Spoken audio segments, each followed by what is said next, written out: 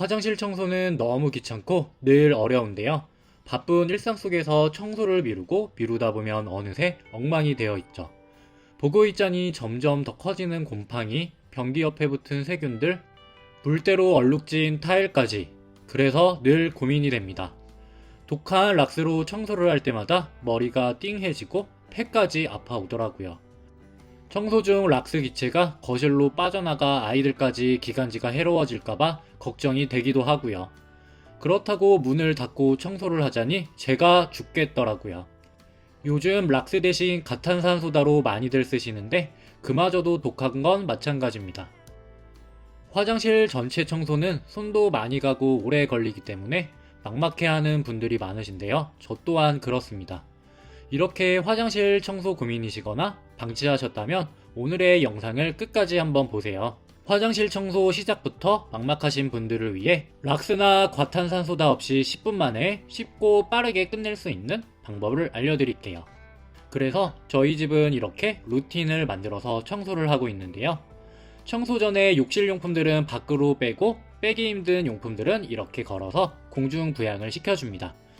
이렇게 물건을 빼는 이유는 그대로 두고 청소를 하게 되면 구석구석 청소가 제대로 되지 않고 치우면서 하다 보면 시간이 더 걸릴 수 있기 때문에 처음에 조금 귀찮더라도 욕실용품을 정리해주고 있어요. 정리하는 김에 오랫동안 사용하지 않던 욕실용품들은 모두 버립니다. 다음으로 청소할 용품들을 세팅하는데요. 주방세제, 욕실 전용 세제, 청소솔, 전동솔, 변기 클리너, 그리고 물기 제거용 스키즈까지 이렇게 세팅을 먼저 해줍니다. 그리고 나서 따뜻한 물에 욕실 전용 세제와 주방 세제를 1:1 정도 비율로 섞어주는데요. 이렇게 주방 세제를 섞어주는 이유는 세면대나 욕조에 아이들을 씻겨주고 나면 끈적끈적한 기름때가 남게 되더라고요. 이렇게 주방 세제를 섞어 닦아주면 기름때까지 잘 닦이는 것 같습니다. 요즘 락스 대신 과탄산소다를 이용해서 청소를 많이 하시는데 과탄산소다는 찬물에는 또 녹지 않더라고요.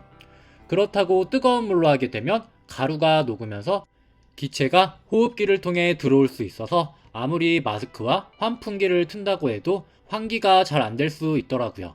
그래서 저는 락스나 과탄산소다를 좀 쓰지 않는 편이기는 합니다.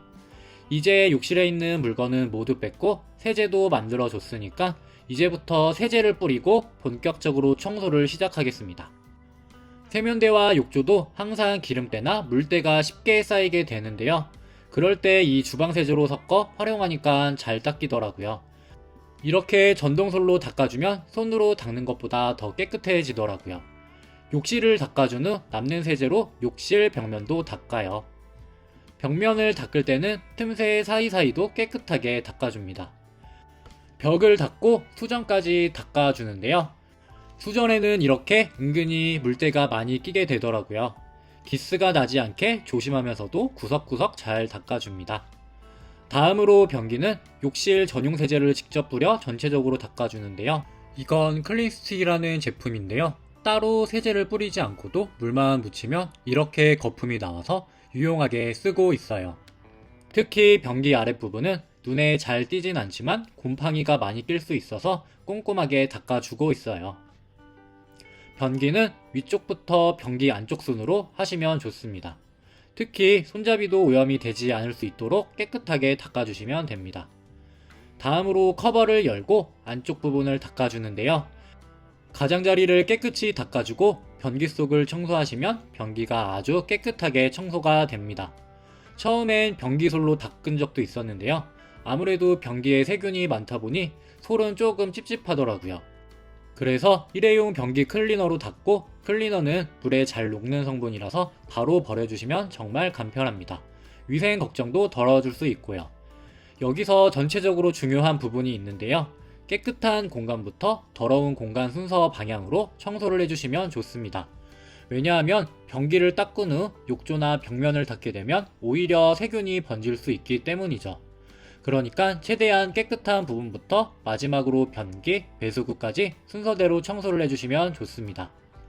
다음으로는 바닥인데요. 틈새 타일도 오염이 심한 부위는 세제로 더 많이 뿌려주시고 특히 여기 배수구 주변이 더러우니까 조금 더 신경 쓰는 편이에요. 세제를 모두 뿌려주고 박박 문질러 닦아보겠습니다. 바닥은 숙여서 하면 허리가 아프니까 이렇게 밀대형으로 닦아주고 있어요. 이제 마지막으로 배수구 청소를 해보겠습니다. 배수구는 위에 머리카락이 많이 끼는데요. 바깥쪽과 이렇게 뚜껑을 열어서 여기도 구석구석 닦습니다. 지금까지 세제로 구석구석 깨끗하게 닦았으니까 이제 찬물로 헹궈 볼게요. 뜨거운 물로 하다 보면 세제 성분이 호흡기로 들어올 수 있다고 해서 저는 찬물로 헹궈주는 편입니다. 헹궈주는 순서도 닦은 순서대로 차례차례 헹궈주시면 됩니다. 자, 이제 물로 깨끗하게 헹궈줬으니까 마지막으로 물기까지 제거를 해보겠습니다. 이제 물기 제거는 이 스키즈를 이용해서 쓱쓱 닦아주시면 되는데요. 위에서 아래로 해주셔도 되는데 이렇게 대각선으로 해주셔도 조금 더 편리하게 닦을 수 있습니다. 바닥은 쪼그리고서 하다 보면 허리나 무릎이 아플 수 있어 이렇게 긴 밀대형 스키즈로 이용하고 있어요. 이제 스키즈로 물기를 어느 정도 제거했으면 이렇게 마른 걸레로 마무리 작업을 해주시면 되는데요. 곰팡이가 쓸지 않도록 욕실을 만들기 위해서는 물기를 최대한 제거해주는 것이 좋습니다. 다음으로 욕조 가장자리의 실리콘 부분, 바로 여기가 곰팡이가 많이 피더라고요.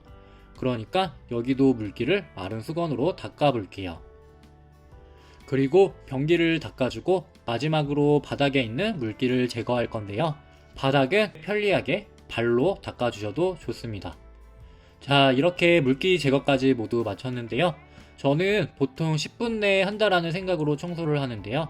빠르신 분들은 저처럼 10분 내에 조금 걸리실 것 같고 조금 더 꼼꼼히 하시는 분들은 한 20분 정도 걸리지 않을까 싶네요. 이렇게 일주일에 한 번 또는 2주일에 한 번 곰팡이가 쓸지 않게 정기적으로 청소를 하고 있어요. 정기적으로 청소를 해주면 가탄산소다나 락스를 쓰지 않고도 화장실을 깨끗하게 유지할 수 있게 되더라고요. 화장실 청소가 귀찮으시거나 미루고 계셨다면 오늘 영상 시청하시면서 나만의 청소 루틴을 만들어 보시는 건 어떠실까요? 다음에도 건강한 우리 가족을 위해 도움이 될 만한 영상들로 찾아올 예정이니까 좋아요, 구독 설정해 두신다면 놓치시는 일은 없으실 겁니다. 오늘도 영상을 끝까지 시청해 주셔서 감사합니다.